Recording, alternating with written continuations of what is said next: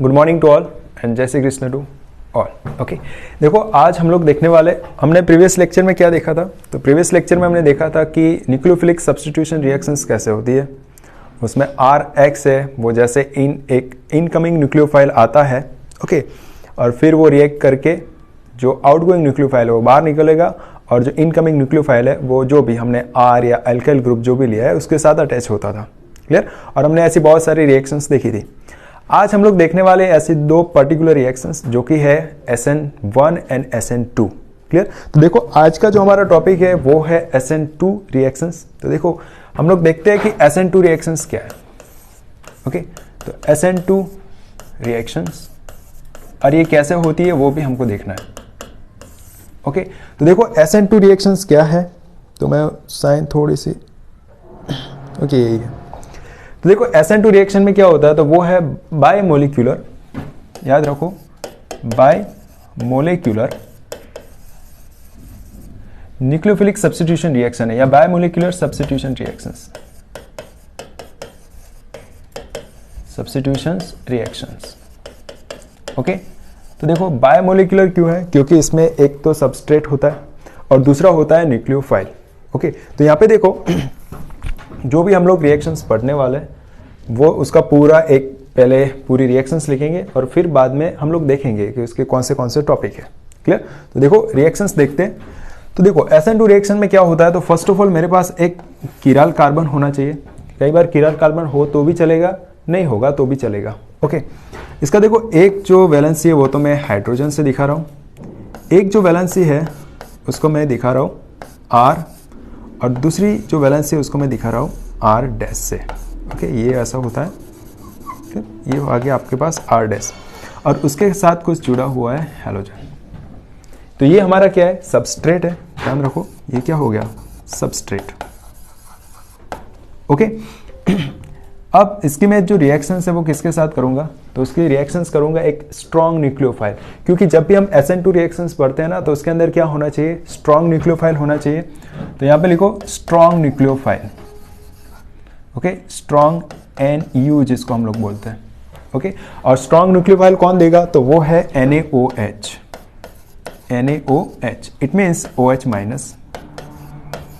तो देखो first of all यहाँ पर जो CX यहाँ पर जो बॉन्ड है वो X है, वो ज्यादा मोर इलेक्ट्रोनेगेटिव है, तो अपने ये इलेक्ट्रॉन खींच के रखेगा, है ना। तो होगा क्या, जो X है उसके ऊपर पार्शियली नेगेटिव आएगा और इसके ऊपर क्या आएगा, पार्शियली पॉजिटिव।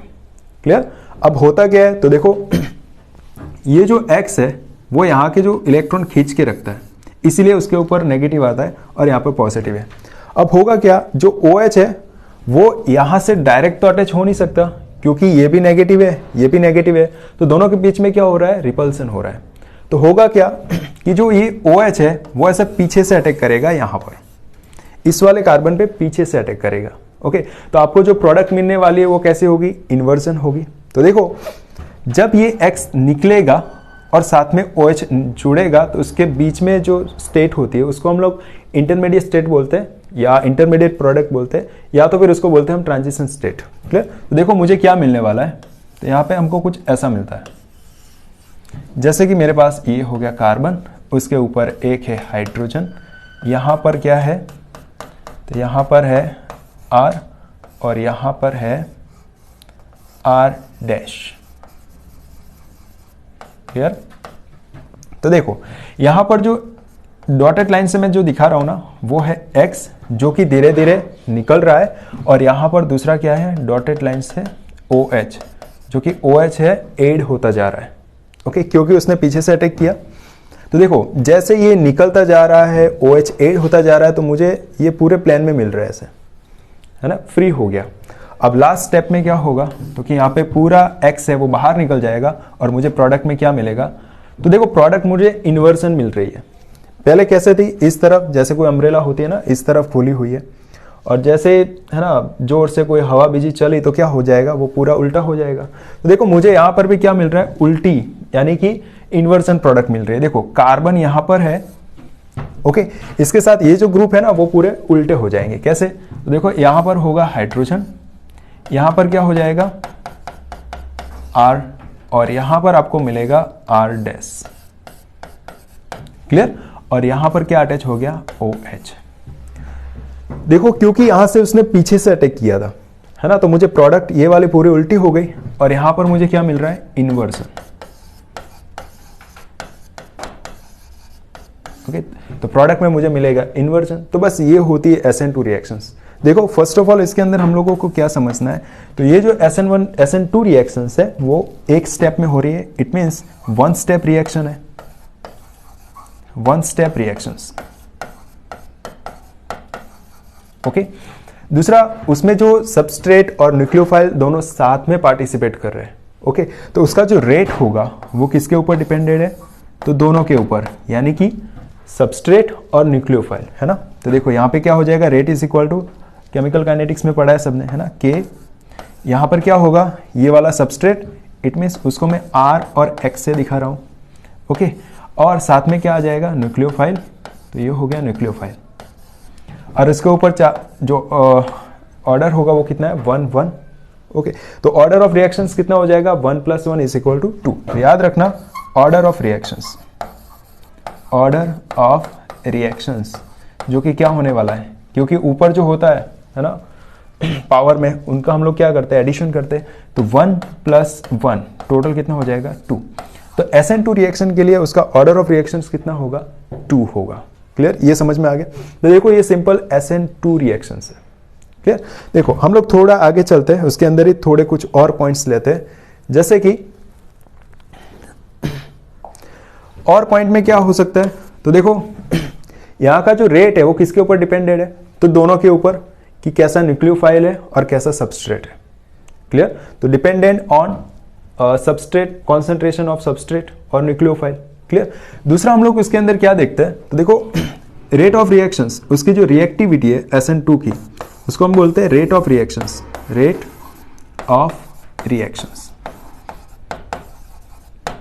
तो rate of reactions is directly proportional to 1 steric hindrance, steric hindrance. Steric hindrance का मतलब क्या है, क्राउडीनेस, है ना। जितना ज्यादा क्राउडीनेस होगा तो उतना वो धीरे धीरे रिएक्शंस देगा, लेकिन वो बहुत कम देगा, धीरे देगा, उसका रेट ऑफ रिएक्शंस है वो डिक्रीज हो जाएगा। क्लियर, अगर रेट ऑफ रिएक्शंस इंक्रीज होगा, इट मीन्स स्टीयरिक हिंड्रेंस अगर ज्यादा है तो रेट ऑफ रिएक्शंस क्या हो जाएगा, डिक्रीज, है ना, ये उसका उल्टा हो जाएगा।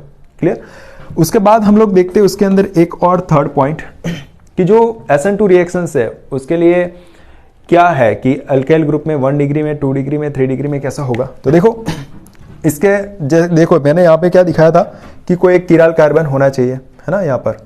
तो ऐसा जरूरी नहीं कि कायरल कार्बन हो, डायरेक्ट भी वो रिएक्शंस देता है। देखो कैसे, जैसे कि मेरे पास है यहाँ पर आप लोग समझ लो, जैसे कि CH3X, है ना, तो उसमें तो क्या है, सारे के सारे हाइड्रोजन है, तो जो भी स्टीयरिक हिंड्रेंस है वो बहुत कम है इसके अंदर, तो होगा क्या, बहुत ही फास्ट रिएक्शन देगा।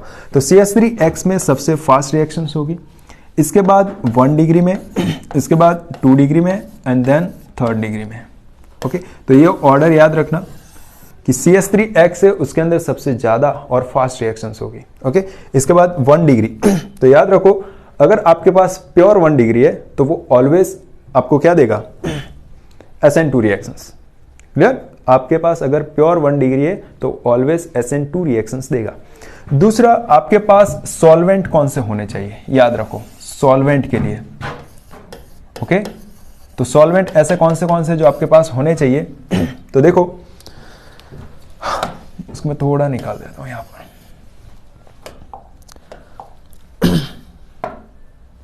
देखो हम लोग क्या ले रहे हैं, सॉल्वेंट। देखो सॉल्वेंट में क्या क्या होने चाहिए, तो फर्स्ट ऑफ ऑल मेरे पास एप्रोटिक सॉल्वेंट होना चाहिए, यानी कि पोलर एप्रोटिक। लिखो polar aprotic solvent. Okay, polar aprotic solvent कौन से, तो फर्स्ट ऑफ ऑल यहां पर हम लोग ले रहे हैं CH3, C+O एंड CH3, जिसको हम लोग क्या बोलते हैं, एसीटोन बोलते हैं। ओके, याद रखो इसका क्या है, एसीटोन। ओके, तो ये एसीटोन है जो कि क्या है, पोलर एप्रोटिक सॉल्वेंट है। जो क्या रिफर करेगा कि वो SN2 रिएक्शंस देगा। ओके, एक दूसरा एक और आता है जिसको हम लोग बोलते हैं DMSO। ओके, याद रखना DMSO। मैं थोड़ा सा पेन चेंज कर लेता हूं, ये है DMSO। ओके, जिसको हम लोग क्या बोलते हैं, डायमिथाइल सल्फो ऑक्साइड, है ना। देखो di methyl sulpho oxide, clear, जो कि क्या देगा, SN2 रिएक्शन को प्रिफर करेगा। क्लियर, तो ये आएगा CH3S सल्फो ऑक्साइड, है ना, double bond O and CH3। Clear, एक ये हो जाएगा। तीसरा भी एक और है जो कि आपको याद रखना चाहिए, वो है नंबर 3 में ऐड करो, वो है DMF। ओके, DMF, अगर DMF लिखा है डायमिथाइल फॉर्माइड या फॉर्मामाइड, जो भी आप बोलो, तो वो भी क्या प्रिफर करेगा, SN2 रिएक्शंस। ओके, वो क्या है, डाई मिथाइल फॉर्माइड। तो डायमिथाइल फॉर्माइड अगर लिखा है तो समझ लो वो कौन सा रिएक्शंस होगा, SN2 रिएक्शंस। क्लियर, तो उसका भी फॉर्मूला है हमारे पास, वो है फॉर्मामाइड बनाना है ना, तो बीच में क्या होगा, एमाइन होगा और नीचे CHO ग्रुप अटैच होगा। ओके, तो CH3 एंड CH3 और यहाँ पर C double bond O and H। तो ये हो गया DMF, DMSO and polar solvent में ये क्या है, एसीटोन। ओके, ये एसीटोन वाला याद रखना। क्लियर, एक और भी है जो कि हम लोग उसको, है ना, सिंपली सब लोग जानते हैं, और वो क्या है, तो वो है ईथर। ओके, और ईथर में कौन सा है, ROR। तो ईथर भी क्या करेगा, एप्रोटिक सॉल्वेंट है ना, पोलर एप्रोटिक सॉल्वेंट, जो कि SN2 रिएक्शन को प्रिफर करेगा। क्लियर, उसके हम कुछ एग्जांपल लेते हैं और फिर उसको खत्म करते हैं। क्लियर, देखो जैसे कि मेरे पास है, हम कोई एक एग्जांपल ले रहे हैं, जैसे कि देखो यहां से, ओके, जैसे कि मेरे पास है कोई भी 1 डिग्री 2 डिग्री ले लेते। ओके, हमारे बुक में वही ले लेते, जैसे कि मेरे पास है ये वाला एग्जांपल। ओके, यहाँ पर Cl है। ओके, तो देखो, और मैं यहाँ पे डबल बॉन्ड भी कर देता हूँ। ओके, चलो डबल बॉन्ड नहीं रखते, डायरेक्ट हम लोग सिंपल रखते हैं, पहले वाली रिएक्शन में सिंपल रखते हैं। ओके,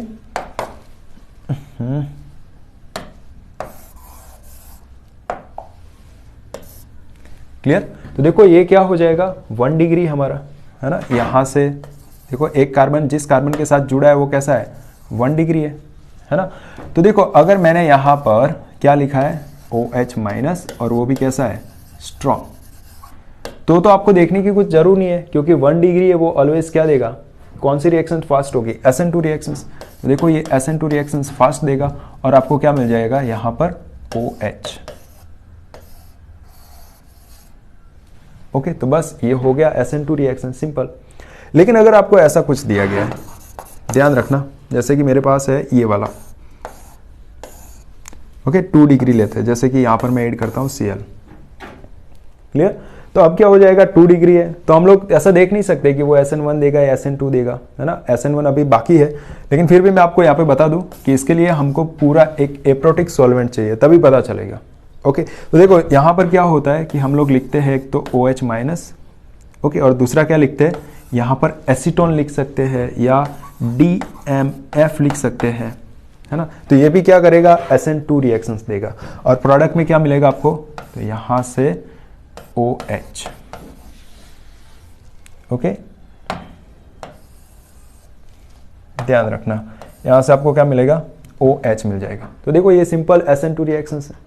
ओके, और हाँ, दूसरा एक और रिएक्शन हम लोग लेते हैं, क्योंकि SN2 में क्या मिलता है हमको, इन्वर्जन मिलता है। तो एक और ऐसी सिंपल रिएक्शंस लेते हैं, जैसे कि देखो मेरे पास है, सिंपल ही है।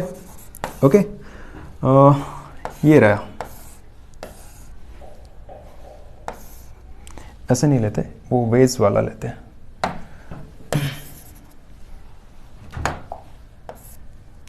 यहां पर इस तरीके से लेते हैं, चलो Cl। ओके, तो ये भी 2 डिग्री है, और जैसे मैं इसकी रिएक्शंस करूंगा किसके साथ, OH माइनस, और यहां पर लिखा है अगर एसीटोन। ओके, तो एसीटोन लिखा है, तो यहाँ पे देखो ये पूरा अंदर की ओर जा रहा है ना, तो मुझे प्रोडक्ट कौन सी मिलेगी, बाहर की ओर, है ना, डैश लाइन। तो देखो यहाँ पे मुझे प्रोडक्ट में क्या मिलेगा, ऐसी कुछ प्रोडक्ट मिलेगी ना, इन्वर्जन प्रोडक्ट मिलेगा, याद रखना, क्लियर।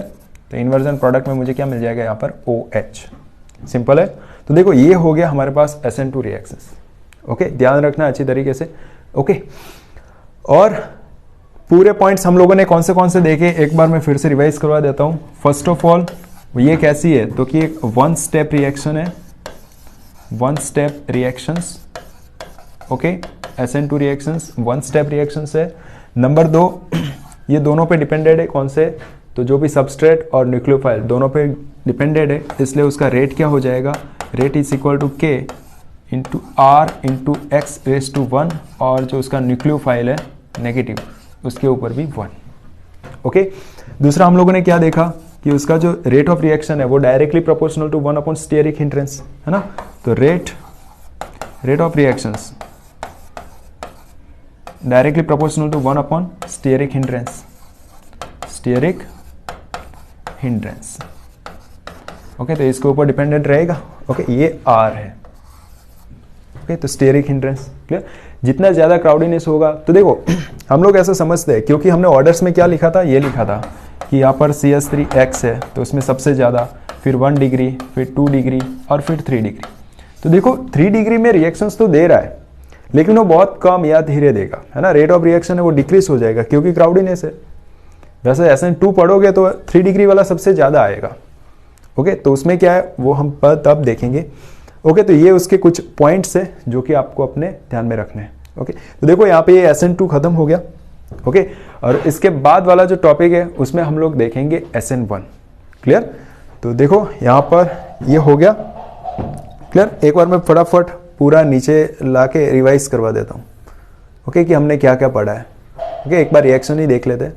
देखो हमने ये रिएक्शंस पढ़ी थी SN2 में। ओके, बायोमोलिकुलर सब्स्टिट्यूशन रिएक्शंस है। यहाँ पर हैलोजन रिमूव होगा, तो धीरे धीरे रिमूव होगा, यहाँ पे OH धीरे धीरे ऐड होता जाएगा और लास्ट में आपको इन्वर्जन प्रोडक्ट मिलेगी। ओके, और दूसरा हम लोगों ने ये पूरा देखा। ओके, बाद में उसके अंदर कौन कौन से सॉल्वेंट्स होते हैं वो भी देखे।